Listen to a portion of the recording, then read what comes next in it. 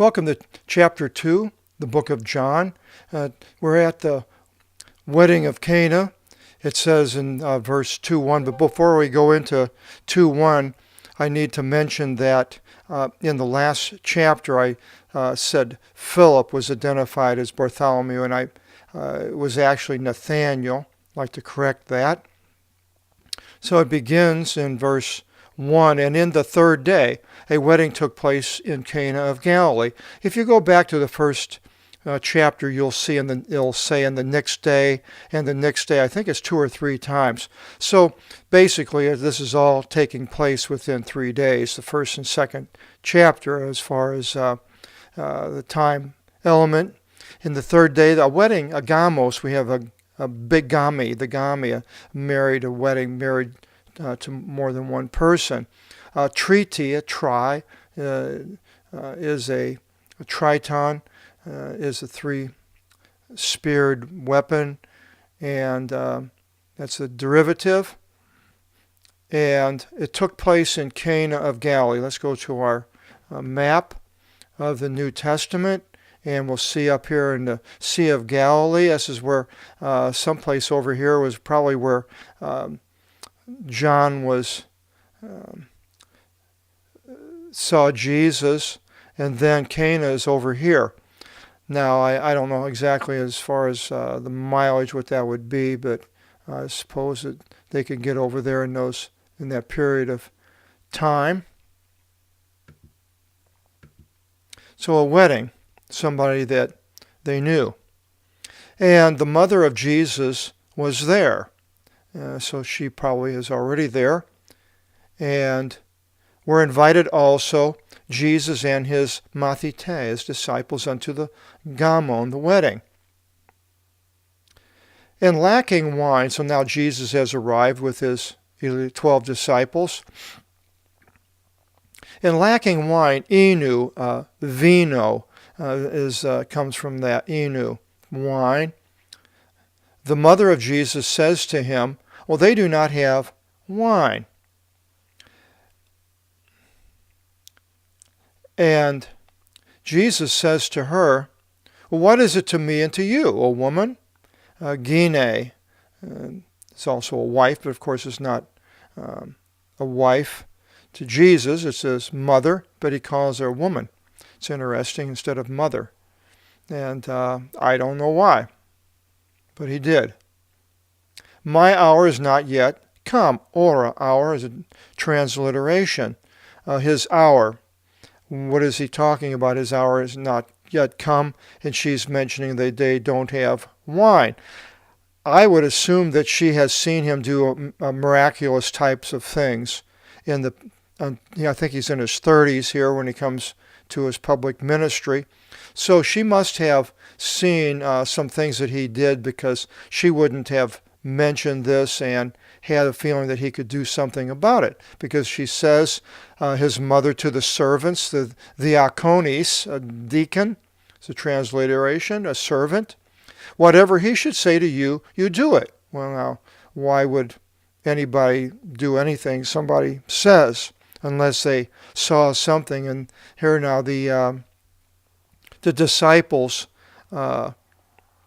saw the things he did, and we know when they first met him, he did the miracle of the fishes. So there were other things that he did, other miracles, and that they saw it, and the mother saw it, and they knew that he was somebody special. There's a little problem with that here later, and we'll get to it, and we'll bring that out. And there were 6 stone water pitchers. So these are these big pitchers that were sitting there in front of the building or inside the building, wherever, situated for the katharismon. Cathartic is a derivative, a cleansing of the Jews. They would wash their hands in different things. Having capacity of up to 2 or 3 mitritas, measures, duo 2, and tris, 3. Well, the link didn't work there for some reason, so we'll just do it manually and go on down. and get to the top there, and Jesus says to them, fill the water pitchers with water, to the servants, and they filled them unto upward. So the top, filled them up. And he says to them, draw out now and bring it to the chief attendant of the feast. And they brought. And as the chief attendant tasted the water becoming wine, so it became wine, enu, ethor, hydraulics, hydro, ethor, hydro is a derivative. They knew not from where it is, the chief attendant, but the servants knew, the ones drawing the water. And the chief attendant calls the groom, hey, come on over here. Phone-y, a phone is a calling. And he says to him, well, every man places the good wine first. And whenever they should be intoxicated, then the lesser, the cheaper wine. This is an interesting place because it mentions intoxication. People have, a lot of people that I know don't believe in drinking any wine. Not having alcohol in the Bible is one of the, I don't know what you would call it, one of the situations that a person would want to have. It would be the height of spirituality. I suppose that he didn't drink alcohol. It was mentioned like the Nazarites and different people didn't drink wine. Of course, some people don't drink wine and they think that way, but then the other one, it's just on the same level, is celibacy, not having sex in your life. Now, I went to a large mega church in Southern California, and the pastor there would always brag about he had never had wine all of his life. His mother dedicated him to the Lord when he was born, and so he would bring this out, even mentioning how he would go places and people in the church would kind of like hide when they saw him coming if they had any wine, and how he went to the store and he bought apple cider, and they looked like wine bottles, and people thought he was drinking wine, and he had to explain this was I'm drinking sparkling cider and things like that. But he was married and had 3 or 4 kids, so the second part he never mentions that he was not celibate. So when you start bragging and saying these things that you've done, be careful. And that was one thing I thought about. And then the second was the intoxication. It seems like, well, then these people were getting intoxicated, which is not unusual when you go to a wedding. People start drinking wine, and that's what they were doing here. And the good wine, everybody drinks it at the beginning. They pat the groom on the back and say, oh, good job. This is just really great wine. Well, thanks a lot. And then when they're inebriated, they start drinking the cheaper wine, and by that time, they don't care. The 6 steps of intoxication. We can go through that a little bit. It's, the first one is euphoria. You have difficulty concentrating. You become talkative. Your inhibitions lower. Your face becomes, the color becomes brighter, not flush, but redder, and your motor skills become lacking. That's the first step of intoxication. The second is excitement. Your senses are dulled. You have poor coordination. You're drowsy. You become sleepy. You have erratic behavior and slow reaction time, impaired judgment. And the third stage, second stage, the third stage is confusion, exaggerated emotions. Difficulty walking, you're staggering. Blurred vision, you're starting to see 2 instead of 1. You're starting to slur your speech, blah, blah, blah, and pain is dull. That's why they give intoxicants to people in the olden days before they had anesthesia. Next is stupor. Stupor, you cannot stand or walk. You just collapse. You're vomiting. Unconsciousness is possible. Decreased response to stimuli, and apathetic. You're just out of it. You're gone. Then comes coma, the fifth, unconscious, lower body temperature, possible death, a shallow breathing, and a slow pulse. You're on your way out. And the next one is death, is the sixth stage of intoxication. When I was 16 or 17, we got some wine, and I drank a whole fifth of wine. And I mean, I've never been so sick in my life. I'll never forget it. And I'm surprised I'm alive to tell you the story, to tell you the truth. I never drank anything in my life before, and all of a sudden I downed this and started drinking it. It's like, oh, this is like pop. And just started drinking it, drinking it. Oh, boy, was I sick. My parents kept me up and kept me walking, so I might have been close to the, definitely in the stupor, maybe close to the coma stage, and they kept me awake. People do that. So the person will stay awake and not go into a respiratory attack. And so this intoxication. Intoxication is mentioned in the Bible. People become intoxicated. Noah was intoxicated, and the 12 brothers were intoxicated when they, the 11 brothers, when they went to see Joseph at his house. It mentions they were intoxicated. What I did is I went through and I did a wine study on this word, 3184, methistrosi, the verb. And the verb 3184 is methyl. It comes from that, the derivative, methyl alcohol. And it's an interesting word. I looked up every place. I went to the lexical concordance of the Apostolic Bible, found it in the Old and New Testament, which is really great. With the Apostolic Bible, is you can see this one number and go to both Testaments, see how it's used in the Old and the New. And you see in the Old many places, maybe 30 or 40 places compared to only 4 or 5 in the New Testament. Intoxication, God uses it as far as a stimulant, or he's intoxicating people so that they reel when the things that he did, and people get intoxicated. Ben-Hadad, the ruler of Syria, and other people, kings of Israel, and mentions, and different people in the New Testament. Or in Song of Solomon, it's almost, if you read that, it's almost like a wonderful thing that the lovers become intoxicated.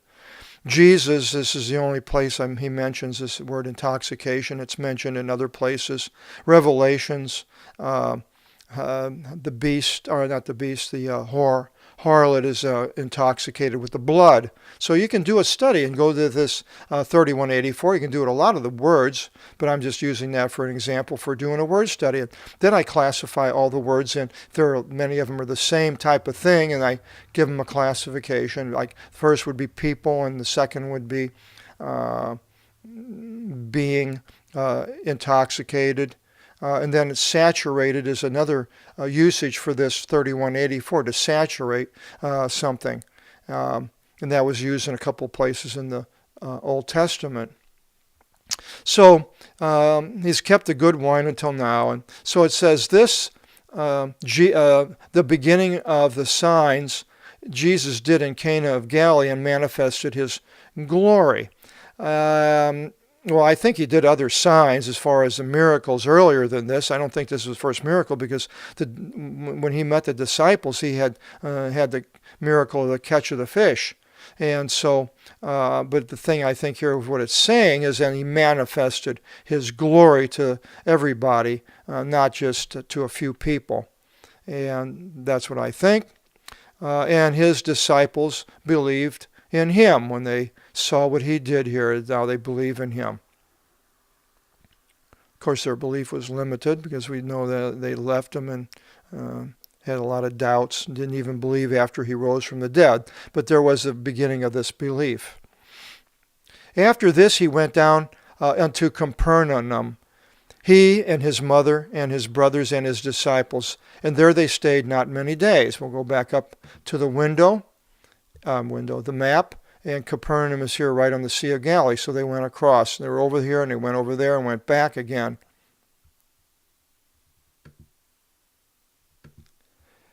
And they all went, the mother and brothers and disciples. So here it mentions his brothers, and it's meant separate than disciples. Many places it mentions his brothers. Well, maybe not many, but quite a few. And it gives their names, and the sister, and Mary had other children. And Jesus was the firstborn. Some people think, well, Joseph had other children when they married. That's really stretching it. I don't think that's the case at all. And he had brothers. Here they went with him to Capernaum. And it wasn't that some people, when they use the brothers, they say, well, that was like his disciples. They call them brothers. Well, here it's separate, the brothers and disciples. So no, when you see other places the brothers, that those are actually his brothers. Now, there are brothers that aren't blood, and I'm not sure if he mentions that in that case or not. Uses the word, the word is Adelphi. We have Philadelphia, Adelphia, brother, and Philadelphia is loving city of brotherly love. Philadelphia, they call it. And meat here is maternal, is a derivative for the mother. So they all went to Capernaum. And there is nothing else it mentions. And then all of a sudden now it drops all the way down to Jerusalem. And Jerusalem is quite a ways down. So a period of time had to have taken place, because he's up here in Capernaum, and Jerusalem is right down here. So they came all the way down to Jerusalem. He was there when he was, I think it was 12 or 13, and the parents left Jerusalem, and he stayed behind and talked to the people in the temple. So now I don't know if this is the second time that he's back there, if he was in there again, probably was. But he's now gone to the Passover, and the Passover of the Jews was near. The Pascha is a word that we use for the Passover, the Paschal Lamb. And Jesus ascended unto Jerusalem.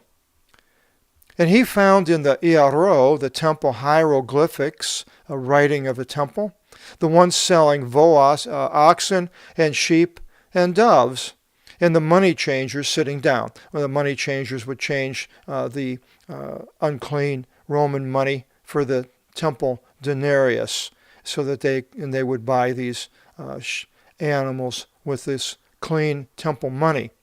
These men would, the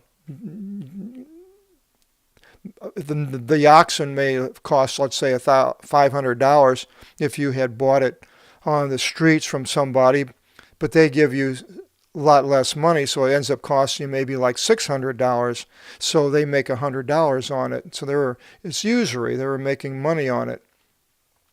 And Jesus, having made a scourge from out of rough cords, he cast out all from the temple, both the sheep and the oxen. So here he's running around whipping these people and the animals, and they're all running out of it. And it's a huge place. This temple is not like a small building. It's gigantic, with a lot of buildings all around the outskirts of the Temple Mount. And so Jesus is casting these people, quite a sight. Well, I mean, who can just walk in and start doing this? Jesus had to be a fairly strong person, or I don't know, rough or something, because people that are selling all these could get really mad and cause a fight and say, "Who are you?" And they start all jump on them and beat them up.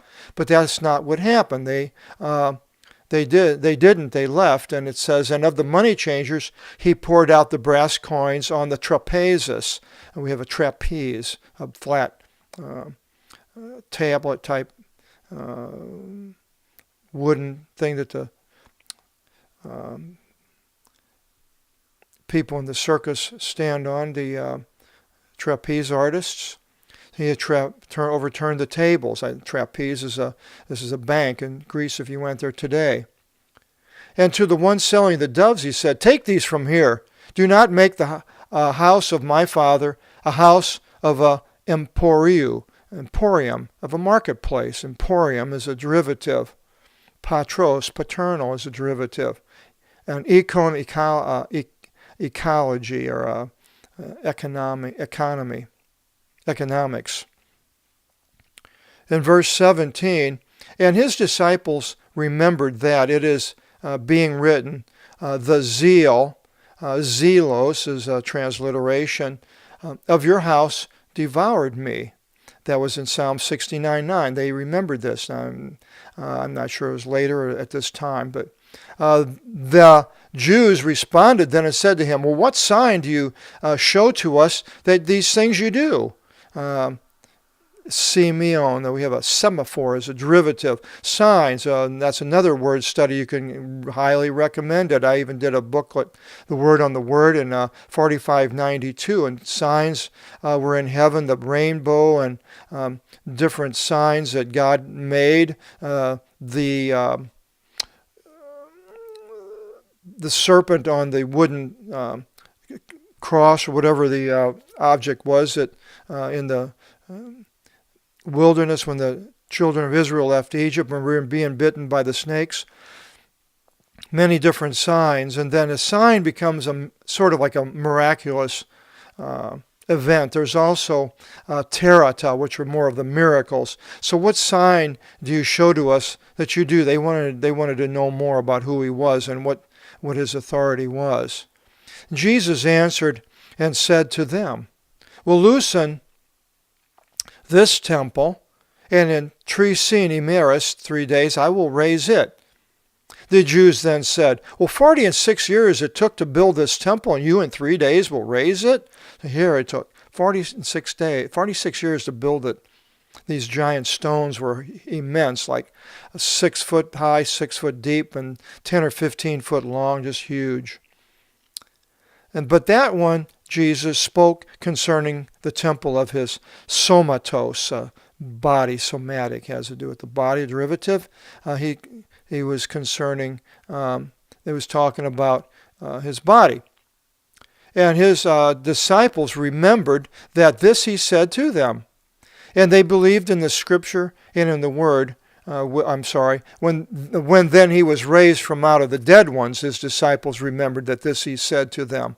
And they believed in the scripture and in the word which Jesus spoke.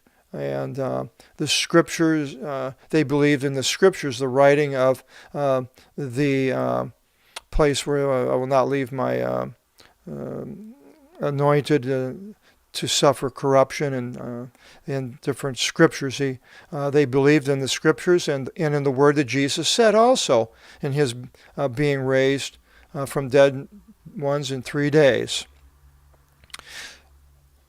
And as he was in Jerusalem at the Pascha, in the holiday feast, which is right afterwards, unleavened bread, many believed in his name, viewing his signs which he did. So apparently he was doing other things and other signs to the people. They saw it.